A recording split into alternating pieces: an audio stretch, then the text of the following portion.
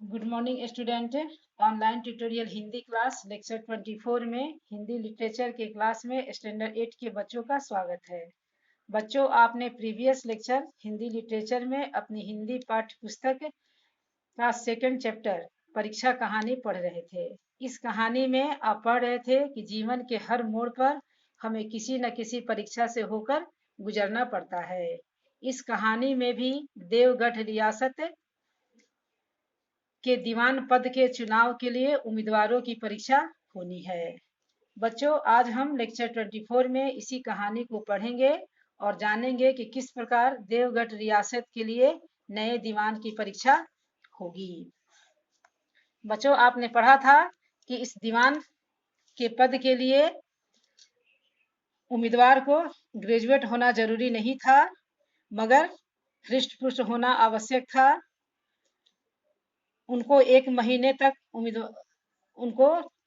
एक महीने तक उन उम्मीदवारों को रहन सहन आचार विचार की देखभाल की जाएगी। विद्या का कम परंतु कर्तव्य का अधिक विचार किया जाएगा और जो महाशय इस परीक्षा में खरे उतरेंगे वे उस उच्च पद पर सुशोभित होंगे।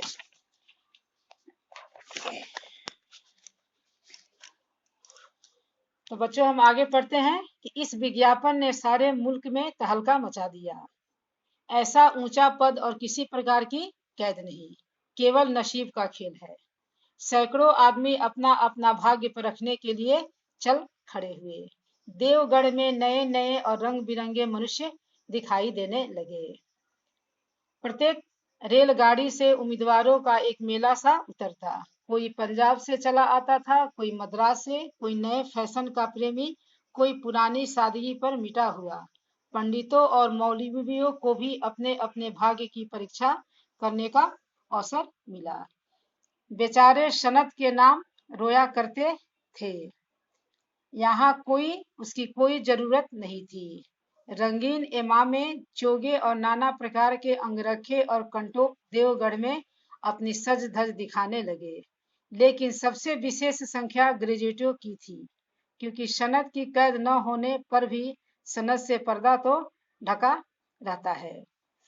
तो बच्चों, इस चैप्टर में आप देखेंगे, पढ़ेंगे कि किस प्रकार लोग इस विज्ञापन को पढ़कर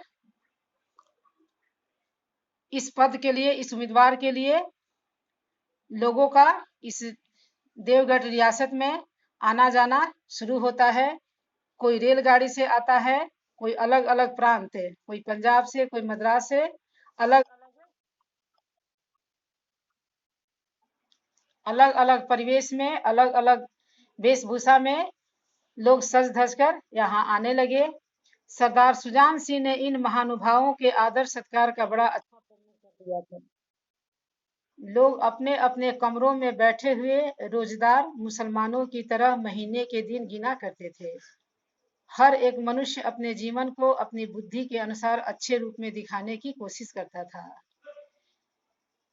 बच्चों, सभी लोग, जितने लोग यहाँ उम्मीदवार के लिए आए थे, सभी लोग एक महीने तक उनको अपनी परीक्षा देनी थी।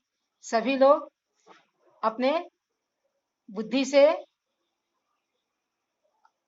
हर किसी को अच्छा दिखाने की कोशिश करते। मिस्टर और 9 बजे दिन तक सोया करते। आजकल वे बगीचे में टहलते हुए उषा का दर्शन करते थे। मिस्टर और मतलब यहाँ कोई ऐसा आदमी था जो अपने घर पर 9 बजे दिन तक सोया करता, लेकिन इस पद के लिए वह आज उम्मीदवार था। तो वह अपने कार्य को अच्छा दिखाने के लिए वह सुबह उठकर बगीचे में टहलते हुए उषा का दर्शन करते। मिस्टर ब को हुक्का पीने की लत थी। आजकल बहुत रात गए किवाड़ बंद करके अंधेरे में सिगार पीते थे। मिस्टर द, स और ज से उनके घरों पर नौकरों की नाक में दम था, लेकिन ये सज्जन आजकल आप और जनाब के बगैर नौकरों से बात नहीं करते थे। महाशय क नास्तिक थे, हक्सले के उपासक, मगर आजकल उनकी धर्मनिष्ठा देखकर मंदिर के पुजारी को पच्युत हो जाने की शंका लगी रहती थी। मिस्टर लॉ को किताब से घृणा थी, परंतु आजकल वे बड़े बड़े ग्रंथ देखने पढ़ने में डूबे रहते थे। जिससे बात कीजिए वह नम्रता और सदाचार का देवता बना मालूम होता था।